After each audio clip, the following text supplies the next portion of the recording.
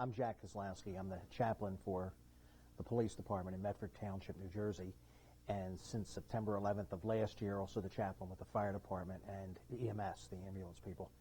And as we're coming up on the anniversary this year, I certainly have been thinking about last year and my involvement.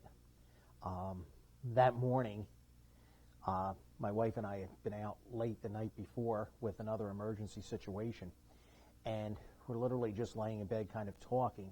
The phone rang. Pick it up, and it was a call from somebody I don't hear from often, one of our grandchildren's other grandfather who lives out in Cincinnati. And he said, "Do you have the television on?" I said, "No." He said, "Turn it on before we even talk." Turned it on, and of course there was the news.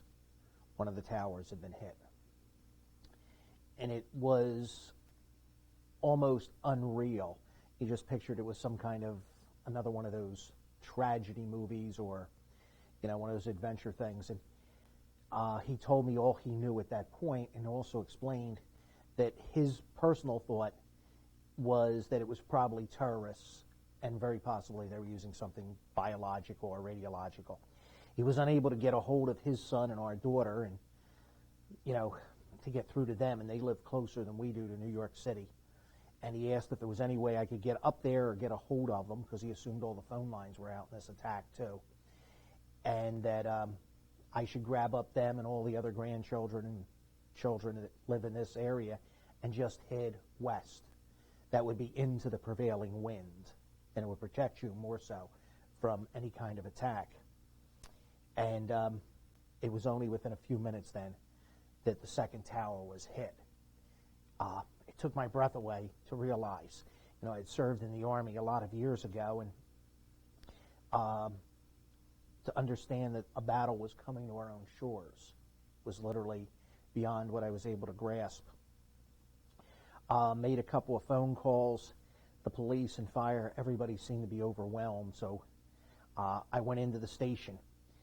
New York had sent out a teletype, and in essence it was their 911 call to all police departments. They needed help. They were overwhelmed. Burlington County decided to gather a group up, and each department, there's approximately 40 departments, would send men. So this began gathering of equipment and deciding who would go and what equipment would be needed, and departments began to get things together. But when I found out, and of course all these things take time, this was outside the normal emergency management procedures that anybody ever had. When I found out a group from our department was going, they were sending 4 men. I went to the chief, and I knew I couldn't send 4 guys up there without me going with them, to be with them. And I realized, I guess the term is care for them, just because I do, and to be with them and pray for them. So we gathered equipment up, gathered a little bit of toothpaste and some spare socks and things like this in a bag, loaded them in police cars, and went up to the county. Well, there were caravans of buses and stuff like this getting ready for us to go. We spent a while there, and the county decided that there was no way in, from what they had gathered, into the city to help. So they disbanded. We came back, to say the least, rather disheartened, figuring that was going to be our assignment, to go and help. And I guess hundreds of millions of people in this country, your heart went out and you wanted to be there. And it does seem strange, especially if you're not in the emergency services, that it's something everybody runs from, and police and fire and ambulance heads right toward it. Our own chief, when we came back, said, "Let me see the teletype." He got it from communications. It was handed to him. He read it again. He goes, "We don't need to do it with the county." He said, "I'm authorizing you. It's to every police department. I'm the chief. You guys go and help. Do what's ever needed. Get there." Well, we got on the New Jersey Turnpike and headed up. And of course, like everybody else, we're listening to the radio and stuff. And as we got up near exit 10 and stuff, you could see the smoke. And it was hard to believe. We could be 50, 60 miles away still, and huge columns of smoke. And you could see it drifting down the coast.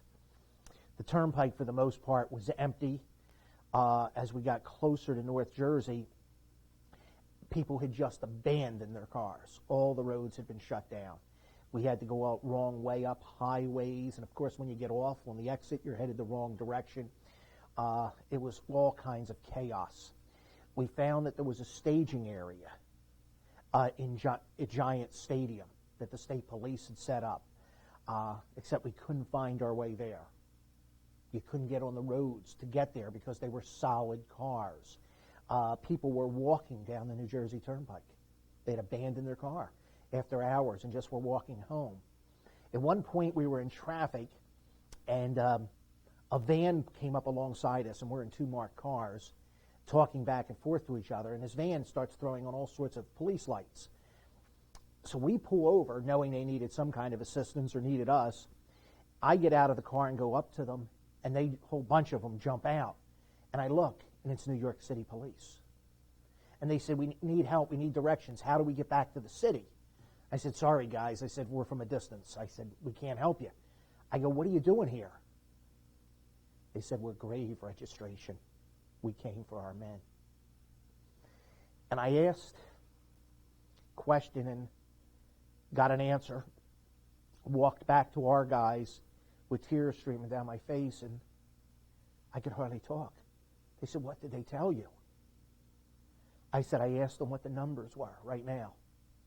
They told me it looked like dead 700 firemen, 400 policemen, and 30 to 50,000 civilians. Having been a cop myself in a city, I've been on a scene where 7 were dead. It was a dad, 6 children in a house fire. I had my left kneecap ripped off. And I put the mother out with my bare hands, and she lived. I'd been in the Army. I thought I had seen a lot. I thought I was prepared for a lot. Nobody was prepared for these kind of numbers. It just was beyond any frame of reference I ever had. I could not imagine. We finally did get to Giant Stadium, and as we looked, people were waiting, ambulances from Delaware and Maryland, just lining up on the turnpike by the hundreds, and fire trucks. I was amazed because I know, having been a policeman, that the police respond. But my heart was touched that these volunteers would come from states away, not knowing what they were facing, whether it was chemical, biological, and putting their lives on their line, and knowing they were leaving their families at home. We were at Giant Stadium for quite a while. And while we were there, we were fed. The Red Cross was there, and the Salvation Army. Saw them every place, making sure we were taken care of. There were battle plans going on as who would move, where we would go, what equipment was needed. And it began to look like, as the sun went down, we're watching clearly from our staging area the smoke in New York, knowing we're within sight and we can't get there. We were told the tunnels were closed, the bridges were closed, and we had no idea how bad it was going to look. Well, I visited with our ambulance squad people, just happened to run into them, spend some time talking with them, and we met certainly other police and fire, and you're chatting, and the talk was kept light. Nobody really wanted to talk about or really think about what you were going to see if you got into help. An hour or two later, we were told that it was going to be broken down. There wasn't a need. We couldn't get people in. I told the state police commander, I said that it's not going to work for me. I said, if you're talking this number of people dead and injured and wounded, I said, I'm a chaplain. I have to be there. It was interesting. I had this very shirt on, and I'm the chaplain for the Chiefs of Police Association of Burlington County. And my shirt says chief. Well, it might be the chief chaplain, but this commander assumed I was the chief of police. And he's telling me, Chief, he goes, you're right, there has to be. He said, let me send you, he said, over to Liberty State Park. He said that's where they're bringing bodies in. And he said that's where families would be to identify them. I was making cell phone calls back to my son-in-law, Craig, and he would help us with directions. The problems were, his directions were if the road wasn't closed or if it wasn't solid with traffic to get us someplace. Well, we got to Liberty State Park, and it was after dark now, and it was starting to get scary. When I say that, not that you were afraid for your life, but you were afraid for your heart. We could cruise at high speed when you're in a marked police car, and we were passing convoys of refrigerated trucks headed there, tractor trailers to carry bodies. We talked about it briefly, and then we stopped. We didn't want to think of how many people could be stuffed in the back of a tractor trailer if they're not breathing. As we got to Liberty State Park, the Rangers had it closed off and, of course, just moved back as we came in. You could see from there the Statue of Liberty. And the glow from the torch would be obscured every once in a while by the smoke from the towers. And man, it just brought it home. It was like every ounce of patriotism in your body had been wounded and wounded deeply. The United States of America had been attacked. I knew the Pentagon had got hit. I didn't really know much else. We were staying, on police radios and bands and stuff like this to stay in contact. We checked in at Liberty State Park, and shortly after that, they had triage there on a pier, and but there was nobody there. And they told us that they were being told to break down for the night. New York wasn't sending any more wounded over. They weren't finding anybody else alive. And the numbers were still that big, and the body bags were stacked up. And I was sent by this commander. There is a sergeant in charge of the waterfront here in Jersey City. So I went up to him, and he looked and saw, it says Medford on our jackets. And he said, "You guys afraid to be up here in the big city?" I went, "Save the garbage, Sarge. I used to run a SWAT team in Camden City." He went, "Oh man, that place is a friggin' pit." I said, "Oh, Jersey City's now the Center for Fine Arts?" He laughed. It was kind of, "Okay, you're not intimidating us." We put hands out and shook. He says, "Chief, what do you need?" I said, "We need a boat to go to New York." He goes, "No, I mean, what can I help you with? Because there are no boats. Right now, there's one boat that's leaving. They're only taking medics. They won't take you. They won't take the officers." I said, "I didn't ask you that. Where's the boat?" He sent us a distance. We took a ride around to find the boat, and we were told, no, they were only taking medics. And that was it. We were right across the river looking into New York. Jersey City was covered in dust. The boat's covered in dust. There's this hideous dust in the air. It was like a dry snowstorm. I saw a guy had said New York City Harbor Patrol on his T-shirt. He must have been in charge of the boat. And he looked over. He says, "Chief, what can I do for you?" I said, "I'm a chaplain." I said, "We're here to help." He says, "Get on board." We bypassed everybody and got on the boat.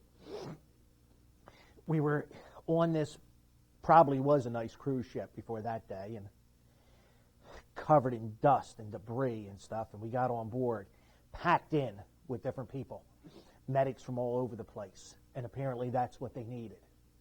At least they thought they did. As we were getting ready to get off the boat, and we were across probably in just 10 or 15 minutes, we docked at Battery Park. I now know the landscape really well. Since being there and walking up and down the streets and being in a lot of the buildings. And looking at maps since to kind of get my bearings and try and make a little bit of sense of where I was that night. We landed at Battery Park, and they were screaming to us, "Get your masks on."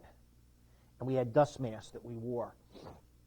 And they call them duckbill masks. They're kind of strange little things, but they're terrible to breathe through. Terrible to breathe through if there's no dust in the air. They're just difficult. And as they're getting off, you're getting off a boat, and we're looking at fireboats in the water, and hose is just pouring from them, and nothing but debris. But there's no color anywhere. Everything is ash white. There's no lights. That whole end of Manhattan was dark. There were generators in the background. You could hear this hum always. And the light, it was like an ambient light that kind of bounced around like you'd see in a snowstorm. Well, as we get off the boat, I realize as I'm climbing over things and stuff, I look around, and one of my buddies, Corporal Russell, is carrying a bunch of stuff. He says, "Chuck, let me help you." He said, "Take the top one." So I've got a tray of something, and we're told, go to ground zero, go to the front lines. That's where this stuff's going. Well, apparently what was coming off was food, blankets, medicine, and things that we really needed. Masks. In my jump bag now, I carry goggles. Nobody was ready for this dust and how nasty it was. Well, as we carry them up, we're moving quickly and get up to literally right at ground zero. And as you walked all the way up there, everything was destroyed. It looked like it had been the end of the world. And you didn't even want to think about it at that point. You just had an assignment. Well, as I took the giant Reynolds wrap off the top of this big tray, I found out I had hot dogs. I guess, certainly something the guys can use, but it's a dry hot dog on a roll. So the first guy I approach with, I go, "Here you go." He goes, "Oh, man, thanks." And I don't know if they've ever eaten, at least that day. He reached out, took the hot dog, and looks at it. And one thing you got to love about New York firemen. He goes, "What? No mustard?" And I'm thinking, who would send hot dogs out without mustard? So I told him, I said, "I'm sorry." I said, "Man, we're from Jersey. We have no class. There's no way I can defend this actions." He goes, "Jersey?" He says, "You guys from Jersey City?" I said, "No, we're from Medford." He goes, "Where's that?" I said, "Well, we're quite a ways down in the state." He goes, "You guys would come to help?" They had no idea the rest of the world wanted to help. Guys at the front lines had no idea the Pentagon was hit. They had no communications. They didn't know it was a terrorist attack. They knew it was an airplane crash. And they knew their men were dead. I wasn't about to tell them. I began giving the hot dogs out to as many guys as, and believe me, guys were hungry up at the front. They had done a great job of getting water up there. Bottled water stacked all over the place by the thousands of bottles. So everybody was okay for thirst, but giving the food out was important. Another guy, I kidded about the fact, he goes, "No mustard?" I was down to a few hot dogs. I said, "No." I said, "Maybe next time." He stopped, and he looked me dead in the eyes. He goes, "Pray to God, there's never a next time." I said, "Amen." We stayed real close to each other. And after we did our supply line thing, we were looking for assignments. What can we do to help? We're there. We realized it was us and a small group from Connecticut that we saw later on. And I got to give those guys credit. Right after it happened, they got a huge, trailway-sized bus, and they went to Home Depot. And they said, "We're going to New York to help. What do you have to give us?"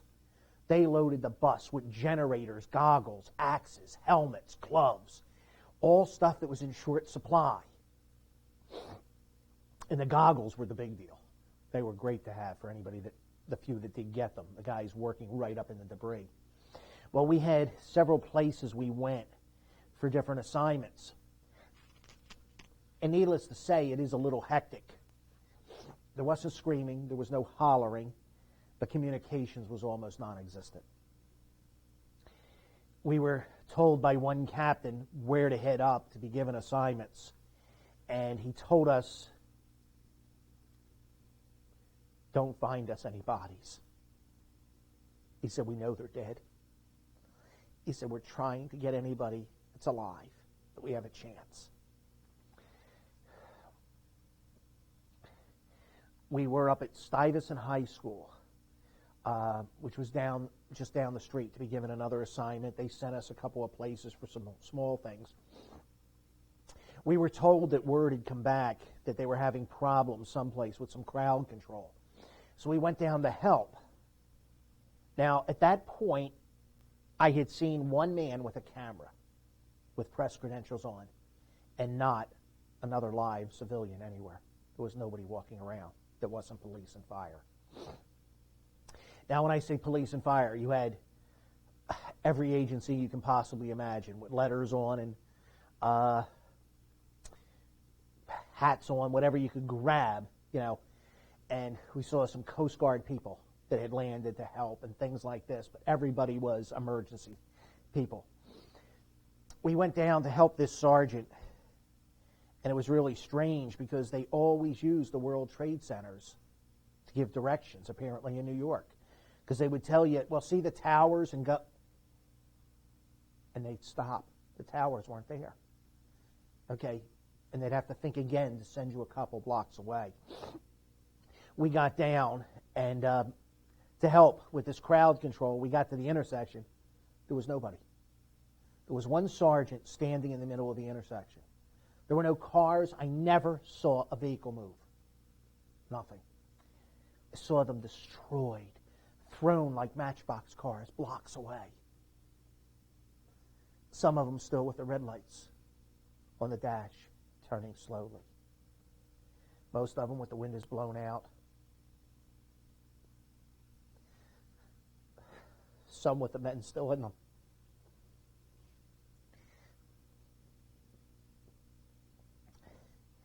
This sergeant standing in the intersection, we said, Sergeant, we came down to help. We told you having problems with crowd control. He goes, do you see anybody? Because my radio doesn't work. He said, I haven't talked to anybody in hours. He goes, I'm a friggin' task force sergeant in New York City. And that means he has a lot of guys, much more than a regular sergeant who could have 6, 8, or 10. He said, you see the man standing on a corner? He's my last man left. He goes, I got 28 years on the job. He said, I've been shot once. I've been stabbed 3 times. I kept walking closer, and he kept getting louder. He said, I wasn't ready for this. He started to cry. And I just held him. I said, Sergeant, nobody was. I know what it's like to be a sergeant in the city. I know what it's like when your men die. Not to that extent. And I just held him and I prayed for him. We ended up, what we thought, seeing the entire site with some different little assignments that we were sent on. At one point, we were back toward Battery Park. Everything was covered in dust. There's a big rescue truck, and the men would come by, and they would dust it off. They'd have to dust themselves, and then they could dust the emblem off on Rescue 2. One of the firemen came up to us and asked where we were from. We told him. And little couple of words transpired back and forth, friendly and caring. And literally we asked, why are you keeping the emblem clear? He goes, that's Rescue 2. They're all dead. And we stood and looked at the truck. It was its own little monument for however long it was going to sit there. And I can remember days later on the news, watched as they towed it away.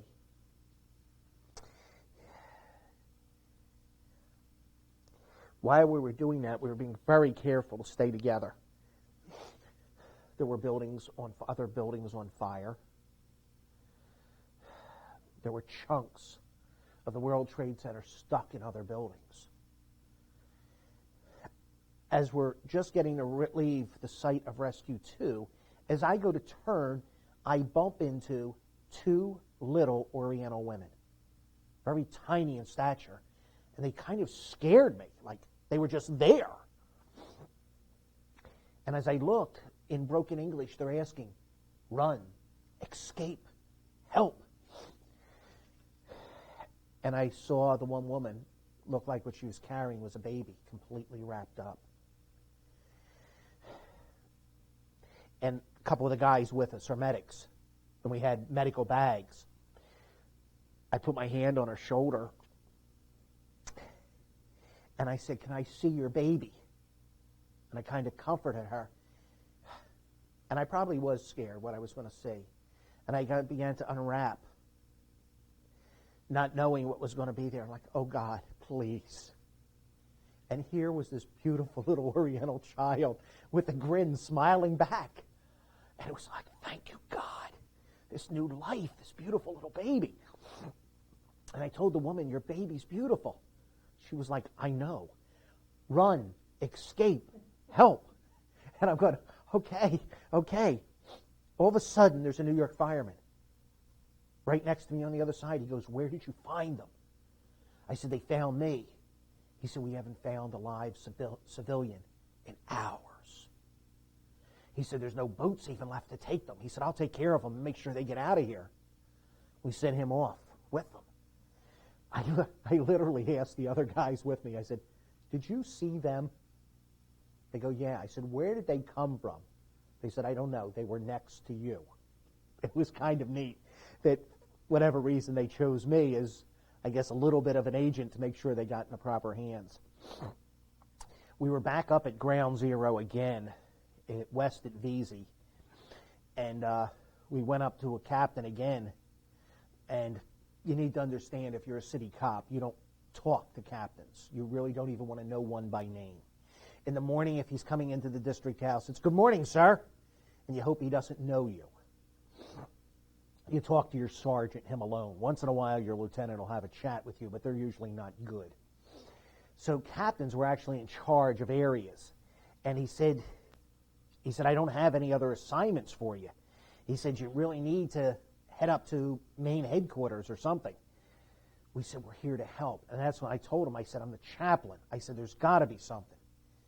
He said, yes. He said, but it's not with the police department. He said, chaplain, you're going to be assigned to the firemen. He goes, not only are their numbers worse, their loss is so much greater. He said, but they're much closer than we are as cops. And I know that, and I'm learning that now as I work with firemen. They live together, they eat together, they play together. They go in as full teams all the time. Cops are much more independent people. There'll be a few cops on a scene, but then it's over. They come together as a group once in a while. These guys live together and work together. And the captain turned and pointed 15 feet away. I didn't realize where I was at then. I was at World Financial Center number 3. And it looked like those beautiful intact letters on the wall probably cost more than my car. And he said, you need to be with that fireman. And in a broken down chair leaning against the building was a guy probably in his 40s in a turnout gear. That's what, the firemen wear. And I went over next to him and I pulled up a chair because they had, any of the buildings that were intact, I guess, chairs had been blown out windows or they were drug out just for use. And I put my arm on his shoulder. I said, I'm the chaplain. Can I help? He goes, Father, are you a Catholic priest? I said, no, I'm not. I said, they wouldn't let me keep my wife. And again, you get this in the midst of what looks like the end of the world. He just smiles. He goes, okay. I said, but I'll tell you what, if we pray, God will listen. I said, what's your name? And he goes, it's Joe. Well, you're still being covered with dust. I wrote it on my hand.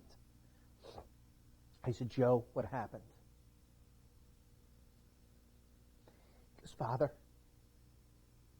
my battalion is dead. And my brother Mike on Rescue 5 is missing. think it was a month or two before I stopped keeping that on my hand, because I had promised to pray for him. I stayed with him for a while, and he told me he wasn't going to leave until they found his brother. And when I looked up in spray paint over these fancy gold letters, it's the morgue.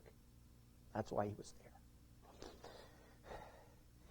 When you took your mask off, and I took it off to talk to him, one of the ever sweet and loving nurses would come by and scream at you, "Get it back on. We don't know what's in the air. Stuff could kill you." And I'm thinking, yeah, I'm real concerned. Inside this building was the morgue.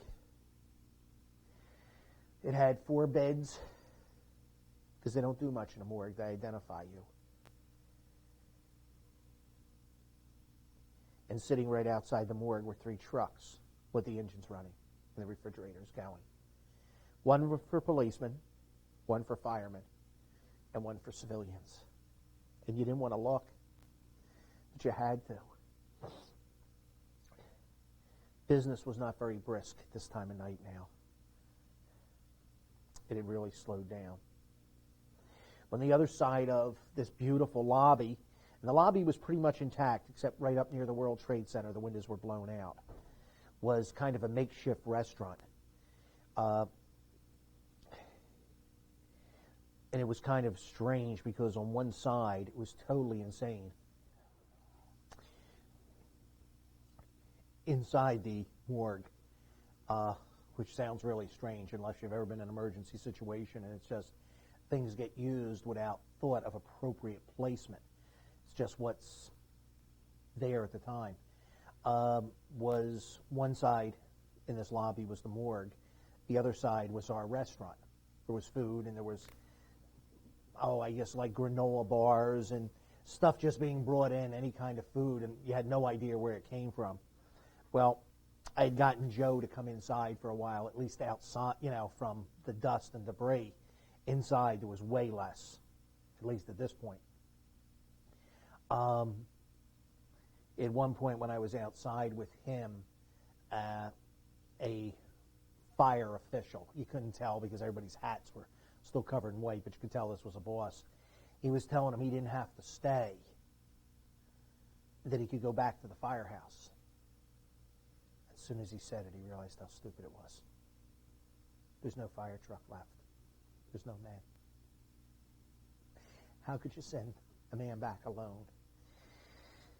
So we were back inside, and I would talk with different guys and pray with them at times. And one young fireman, I'm up getting some granola bars, stuff in my pockets with them, literally to take it back out to my guys out on the street, and then came back in.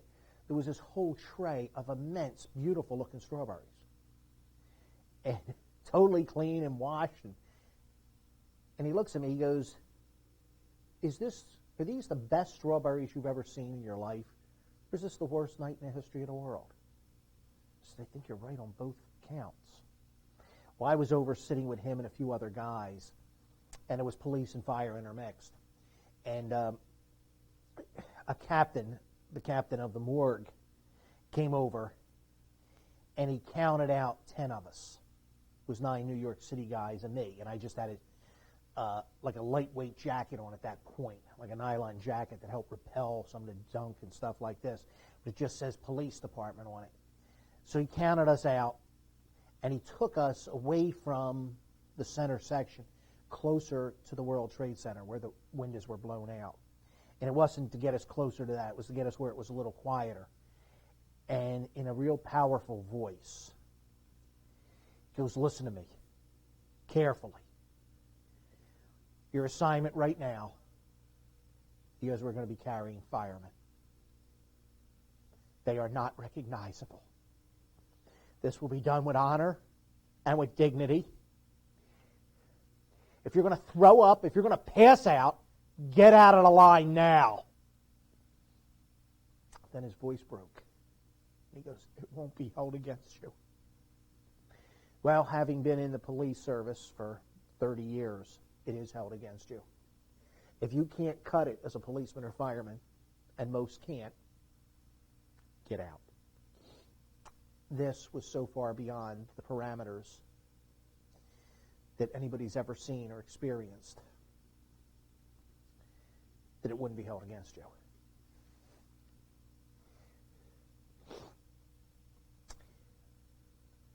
We were next to each other, 5 of us. So now you got 10, 2 columns, and he has us walking through the morgue. And now we're walking through what looks like a mall covered in dust and macabre. And we go into a place that I now know was the Winter Garden. It was unbelievable in size and magnificent in its original pictures, of course. It was the largest indoor space in New York City that was open. It was like an oasis. It had palm trees growing in there. And months later, I was even on their website. And it looked like for an evening to rent this place was $100,000 minimum. It opened up to an outdoor thing, and then not far from the river and stuff like this. It was magnificent. And as we're walking through this, there's enough light coming through all this glass that's 10 stories up. There's still glass falling. The dust on the floor was like microscopic marbles. You're sliding around because it's dry. There's fire hoses. There's banners that are shredded and hanging and debris.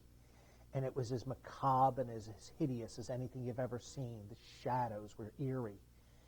And we knew we were walking through this to the other side, the other street where triage was, where they were getting firemen out of the rubble. And at one point, we're walking, and the amazing thing is the difference in size sometimes of policemen. There was probably one guy there was 6'8". There was a woman in front of me who was probably 5'4", all was New York policemen. And you look at their badge numbers, 39,385. They stop, and like we all stop and kind of bump into each other, and we look up then, because you kept your head down so stuff didn't fall in your eyes, but you also wanted to see where you're going, stepping over fire hoses and debris and things like this. And here comes firemen. They're carrying their own men in body bags. We stepped back and formed our own corridor to let them walk through. No one said a word. No one had to call us to attention. We knew what you did. We snapped to attention and stood there. And that cathedral of horror was like instantly changed into, I guess, a hall of horror, was changed into a cathedral of honor for these firemen. They were not recognizable. Only to God who knew what they had done. We stood there. The captain gathered us back together, and we continued on, assuming that there would be more men. When we got to the other side at triage, there were a couple of tables there. It looked like a makeshift operating room. People in medical garb with face shields and stuff like this. The guys from Connecticut were handing out equipment. They gotten some more stuff someplace or whatever. And people were coming around as things were being given away. At one point, I'm talking to a sergeant, and he was from New York City, and he was dressed differently than others. I don't know who he is, and he was afforded a great deal of more honor than a normal sergeant would be. He could have been the head of the PBA union or something like this. So many men knew him and said hi to him, pat him on the back. Well, he and I got chatting, and he was also moved, not only that we would come, but that others were staging by the thousands around the country to be able to come and to help. The captain told us, just wait for a while. We looked up, and we realized we're under another one of these huge bridges, people bridges. And we looked at each other, and, you know, I'm not a city boy. You don't look up often. There's not much over your head out here in Medford. And even the guys from New York said, you know what? We probably don't want to be standing under this. Buildings were still moving, things were still collapsing, things were still on fire. We got out from under them. And I'm probably 30 yards from the World Trade Center, and they're digging. The firemen and rescue guys are in there, and they're still getting a man here and there, from what we can gather, not alive. And all of a sudden, next to me, now I'm sitting at this point with 200 New York policemen, just taking a break. Different groups would go up and come back, but this group is just sitting resting. They've been on duty all day. We're well into the wee hours of the morning. All of a sudden, again, right next to me is a nurse from triage, has her face shield on, all her equipment, and she just tells me, she goes, point up to the top of a building in a distance. So I do. She said, I need to talk to you. She said, somebody has infiltrated triage. It's not a doctor. She goes, we're really scared. He has to be a maniac of some kind. I said, okay. Now, why me out of hundreds of these New York guys, other than maybe I look like the oldest, and I would like to assume the wisest, but I doubt if that was the case either. And so we talked for a little bit. I told her to go back. She described what he had on his feet, because it was different than the other triage people. I said, okay. I said, give me 5 or 10 minutes at least. I said, I'll get some help. Well, I went up a few rows closer, and here's the sergeant that I got to talk to before. Put my arm around him, and I told him the story. He goes, okay. He goes, he'll handle it.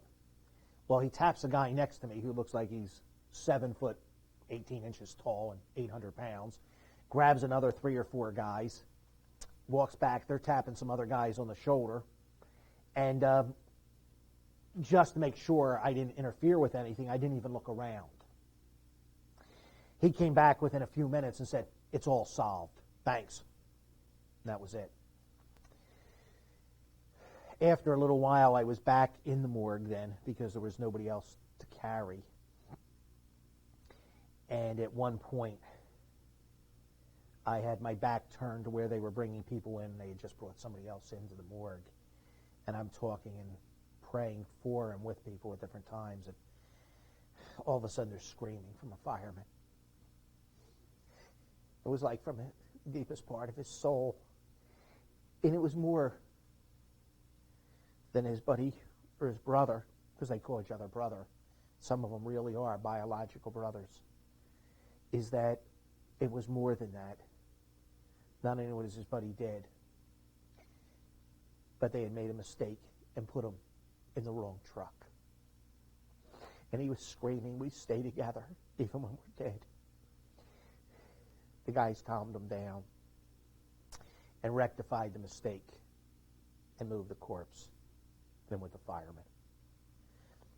Certainly, the guys who were working the morgue were police and fire and medical people. Nobody did it on purpose. And they were getting tired. This is 5 o'clock the next morning now. I was back outside, and I stood and watched. Again, just the lights. Nobody barking orders. You could see a commander come over, put his arm on somebody's shoulder. And he would say something like, I need a ladder company. These are specialized units. And a man said, we'll be anything you need us to be. And a group would get up and go. There were groups of 30 and 40 of firemen, and it was surreal. They're covered in dust. They look like vanquished warriors from the Middle Ages, with the duck-billed hats covered up, big boots, walking slowly in a group of 30. They got face shields down, and they're carrying pike poles. They're like 8 or 10 foot tall, with a hook on the end and a point. They're wooden. They looked like warriors that are coming back from a hideous battle that they had lost.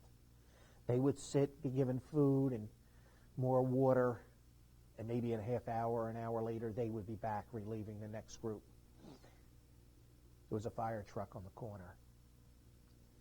And one of the guys with me, Tom Swedick, one of the corporals, is also a fireman. I couldn't tell whether it was front or back. because of the damage to it. And he showed me what it was. He knew what kind of piece of equipment and described what it would look like.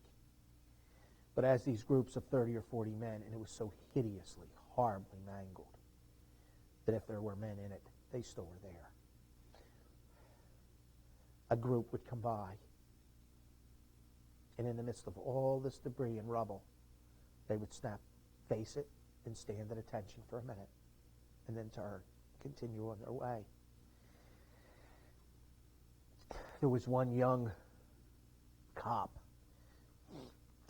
and he had told this sergeant, this was earlier in the night, he said, "There's a fireman's coat laying out there." He said, "How could you lose that?" And the older sergeant looked at him. He said, "You see any live firemen without coats?" And the kid realized what he said was foolish. There were boots and no men. The fire trucks, some of them even blocks away, the windshield's blown apart. And you could see the man's shoes as he was putting on his boots. And they both could be there, or just one. Debris had been blown out of that building with such force that, like the handholds on a fire truck that you would grip to stand up onto the ledge, were jammed so full of paper and trash, you could not pull them out. You couldn't pry them out. That was the kind of force. You knew as you looked at these cars, and some of them leveled. And they weren't leveled by debris falling on them. They were leveled by blast. You looked at that, and you could tell by the position of the boots and the shoes, they had pulled a body out of there. One point I looked up and pile of debris, and some of this debris went up. It looked like a snowstorm where the snow has been blowing, 8-foot drifts. Up in the middle of this drift is a fireman's body laying there. So I went over with one of my men, and I got the body by the leg and was going to pull it back down a little bit in the debris so we could get a hold of him and carry him in. And he moved. He said, "Oh, man, just let me sleep." Scared the stuffings out of me. Here, anytime you laid down to get any rest, you got covered again in dust, so you looked like you'd died. I saw one poor fireman woken up by 4 times during the night. He was just trying to rest next to his pumper. The motor was running on it, and that's all he had to listen for, was that diesel engine running. As they were pumping water from the fireboats at the river, into the scene, and he would lay back in the bushes and the debris, trying to use them, in his garden as a pillow, and everybody that would come by would try and pick this poor guy up again, meaning well, but ruining what little rest he was getting.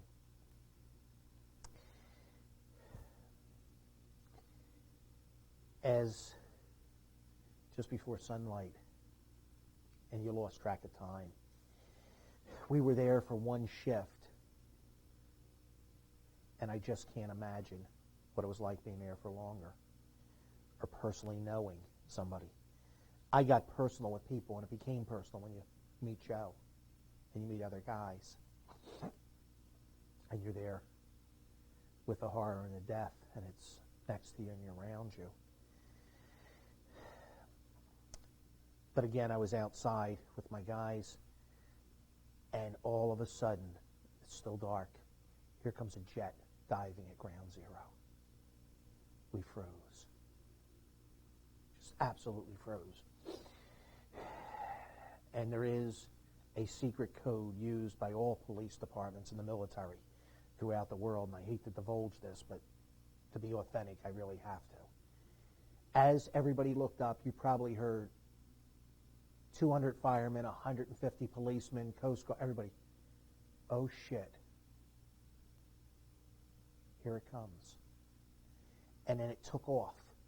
And it was a fighter jet, and it was ours. If you were home, I guess you had the benefit of knowing that all the flights had been grounded and that the military was protecting us. I never had a time where I was concerned that a flight going over my head belonged to anybody else who was going to do any more destruction. As the sun began to come up, it was another beautiful September morning. We reported to the captain, I had my eyes washed out one more time, and I was too tired to even joke because that was in the morgue. And I probably would have said something like, I really don't think I want to lie here for any length of time, as they washed my eyes. But the medics washed your eyes all the time. I turned out, after going to my eye doctor later, and you certainly can't complain about this, but he said, your eyes look like somebody sandpapered them on a machine. So I had to be on eye drops and stuff to make sure there was no infection. The guys that were outdoors all night, and the guys that were there for days without it, I don't know what the long-lasting things, but it was nasty. We reported to the captain again and told him we were willing to stay and do and sleep and come back for as long as he needed us. And he goes, fellas, I appreciate what you've done. He said, we have 40,000 men. Not only can we do this, we have to do this as much as possible ourselves. It was we saluted each other, he thanked us, and we headed back toward the waterfront as the sun came up, knowing not only us, but the whole world would never be the same. We got down by the water, and there were no boats because there was no traffic. This wasn't another rush hour morning. From the top of a now huge Coast Guard cutter, a call comes down, guys need a ride? I said, yep. And this was a cutter. I knew they weren't, pardon me, it's the size of a destroyer. He's not going to start this up and take me for a ride back to Jersey City. He said, hang on. He said, and they put a thing down. He said, we'll get you a ride. He said, you guys police? I said, yep. Well, it was the pilot boat that they got us onto. It pulls in, and what the pilot boat is takes the river pilot out into the ocean to bring ships into the harbor. He has expertise, just in the local harbor. Well, a pilot boat doesn't have bow rails around the edge. It has them in the middle. He doesn't tie off. He just pulls against it, and you jump on it. Well, I have a boating background, but not everybody with us did. And, of course, one of the young guys carrying the big bag, we told him, don't drop the bag in the river. Kind of joking the fact that if he fell in, it was okay. We'd recover him, but the bag was quite valuable. We jump on I told the guys, I said, come on with me. I said, I've got us a ride back on the pilot boat. And I said, I'm constantly taking care of you guys. I was kidding. I got them some granola bars and some water overnight. And I told them I got us a ride home. And I said, not only does the captain of this boat know what he's doing, I said, but the mate is a pretty girl. She was. I guess she was in her 20s. And she heard me kidding. We all jumped on. He brought us back to Jersey City at the end of a pier. Jersey City was in total disarray, to say the least, too, with trash and everything else had blown out from the buildings. And had come to a halt because their waterfront was a staging area. A couple of big corporations there just put out food in their lobbies and invite us in. But we were on the dock for a little while, and as we got off the boat, we had cameras with us, and we took pictures, not of everything.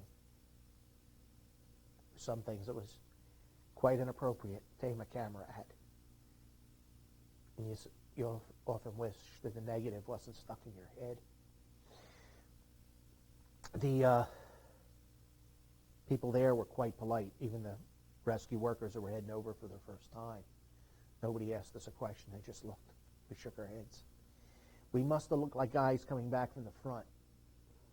And although we had only been there a short time, we had been changed drastically. We sat on the waterfront. We went in and got a bunch of food. People helped us out, the civilians. It was wonderful. But we sat for a while just looking back. We took some pictures of where they used to be. And here was this beautiful, clear day.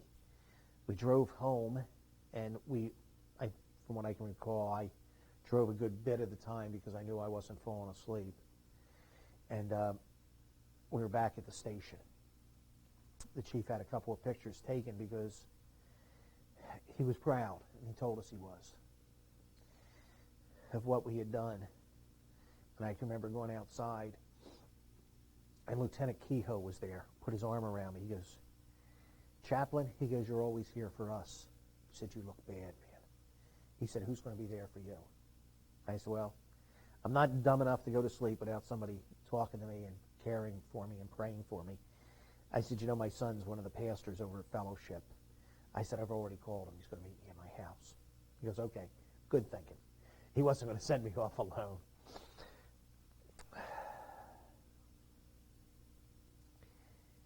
I guess as I finish this up, you really don't finish it up. This has been almost a year. And I know as we come up to this anniversary, I don't even know what term we use for it, because it's certainly not an anniversary to be celebrated. It will be difficult. I cannot imagine how difficult it has been for those that have lost people. And I guess the difference between a civilian loss and a military war is the fact that there aren't bodies to bury. They're gone. They're known only to God. It has changed who I am. It's changed an urgency in my life. Hopefully it's changed my priorities. It's certainly changed the way I interact with people and the way I preach. I guess in years to come, as my children and grandchildren and maybe even great-grandchildren look at this, they need to know that it was a privilege to go there and to serve, even for a short period of time. And they need to go and do whatever God calls them to do. I guess just as I think about it, just the deal is sometimes you realize that a scene, you're the only one seeing the full picture. These people, just because you died as a hero, just because you died as a victim, just because you died as a good person, doesn't necessarily mean you're going to heaven. You have to have that relationship with Jesus Christ. It's the only thing that matters. And it's quite possibly the reason why in the pictures we took, I looked the worst. The whole group was not even anybody close. I guess maybe I understand it closer to God's view than closer to the view that we would all like to think it is.